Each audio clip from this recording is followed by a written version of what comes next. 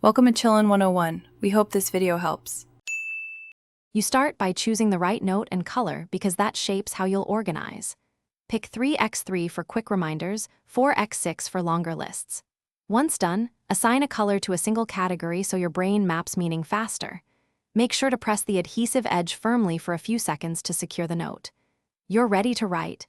Keep messages short, use verbs up front, and date each note to avoid confusion later. You now write with intention. 3 to 7 words, start with a verb, and add a date when relevant because clarity speeds action. Once written, place the note where the task is triggered, on a monitor, near the door, or on a project folder, so the cue aligns with the behavior. Make sure to cluster related notes into columns or zones so you can scan and prioritize quickly.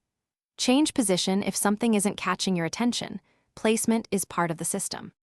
You finish by reviewing notes daily. Move active items forward, tick completed ones, and archive what's done.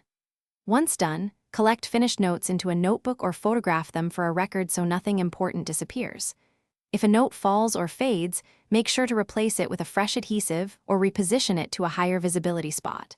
If tasks aren't getting done, shorten the text, add a time, or change the color. Small tweaks fix most problems quickly.